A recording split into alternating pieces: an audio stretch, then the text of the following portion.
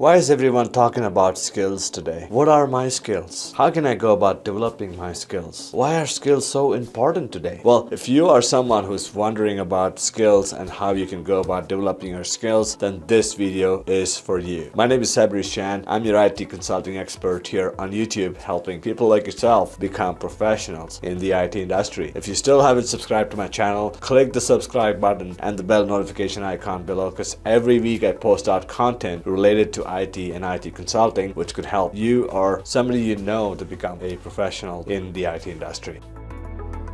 So let's break down the skill barriers you have today, right here, right now, and in this video. Let's get started. You see, I talk to a lot of people these days, and every time I ask somebody of their primary and secondary skills, they often tell me what they do in their job. Meaning, they tell me if they are an accountant, an engineer, a professional, or a clerk, and so on. So what are skills really, and why do they matter so much in this current economy today? Let's break it down for you in this video. Okay, after several years of research and introspection myself, and when I started my skill development journey back in the days, I soon realized that what I did had nothing to do with my skills. This may be of surprise to you, but in reality, what you really do doesn't really constitute to what skills you have as a person or a professional. So that means that we have to take extra measures to put some effort and time towards building our skills. And the reason why skills are so important in this economy and right now is because everything is done in the digital world. And when you do work in a digital world, many times you have to have the right kind of skills in order to be able to deliver the work that has been assigned to you, which is why skills are most important in today's economy. So skills are used to determine your competency in which you do something. So it could be doing a physical activity like lifting up things from one place to another, or even arranging things in some order, or a sophisticated work like working on a computer or speaking to somebody or giving somebody some information about something. No matter what you do, there is some level of skill set that is involved, and in doing it the right way, you need to have the right kind of skills. So your skills are nothing but a set of competencies that allows you to do the things that you have to do in a more effective way. The more the skills you have, the better you're able to achieve or perform in a task that has been given to you. So let's understand skills better, and let's explore some of the ways in which you can start developing your skill enhancement journey today. So as we transition from a job-based to a skill-based economy, and when you start doing work online, all the employers are going to look for specific type of skills you have, because the skills that you have, or a skill set you have, which is a combination of different skills, is going to tell them how you would be able to deliver the work that has been assigned to you online. Now, the future of work is going to be very different from what was in the past. So like I said, everything is going to be online, and more people are going to be focusing on skill-based work versus a job-based work. In the sense, you're going to be able to sell your skills in order to get paid for the delivery of your skills to achieve something for an employer or for somebody who needs those skills at a given point in time. And that's why skills are very important, and this is probably the right time for you to think about how you can develop your skills and how you can get started with your skill development journey today or as soon as possible. A number of platforms today, such as Fiverr, Upwork, TopGrad, Upgrad,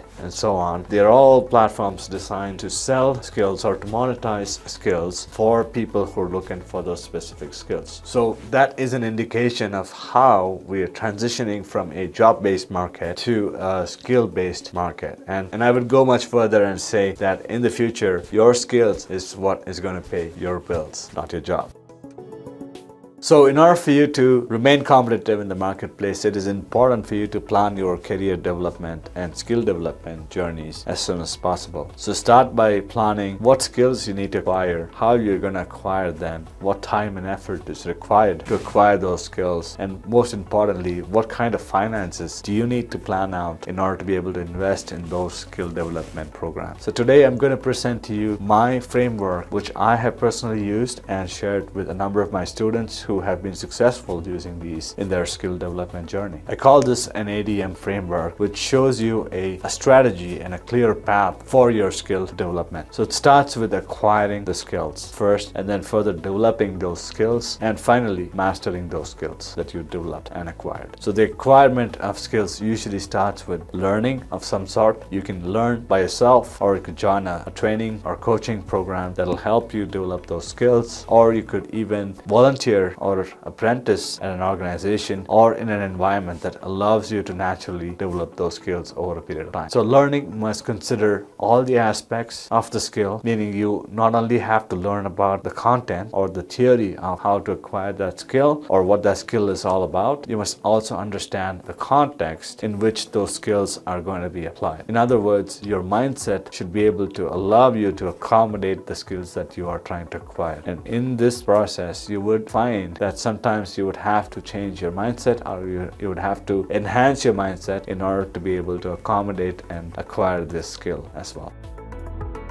So when you're learning a skill, you make sure that you are focusing on these three areas of knowledge development. The three fundamental areas of knowledge development when it comes to skill development is, I call it the IDO knowledge framework, which allows you to focus and learn how the skills are applied in a specific industry, in a specific domain, and which organizations are seeking those skills that you are acquiring as well. So industry knowledge is a must, and domain knowledge in which those specific skills are applicable is also important to understand and learn. And also, when it comes to organizational aspects, you have to be able to understand who your ideal clients are, and you should be able to locate them based on the skills that you are acquiring. So all these things go into consideration while you are learning about a skill and you are developing your skills, or you're starting your skill development journey.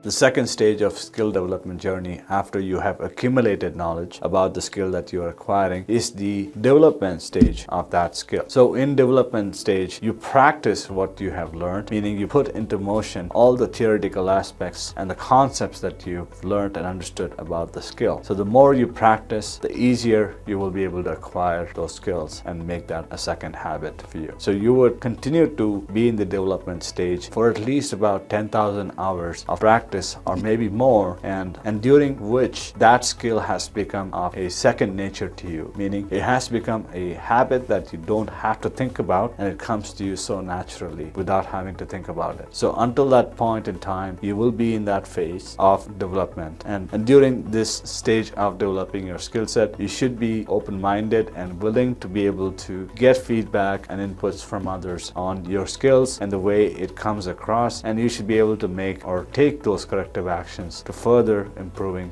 those skills. And the last stage of skill development journey is the mastery of your skills. So once you've attained a minimum of 10,000 hours of practice and you have made the skill of second nature to you, and it comes to you so naturally without even having to think about it, it means that you have achieved a certain level of mastery in the skills that you have acquired. So this is the time when you will be able to create frameworks just like I did for you today, and you would be able to teach those skills to other people who are wanting to learn. You would be able to teach them the techniques and the tools and the approaches that they can take to skill development and to specialize or master in a skill that they are trying to acquire and develop.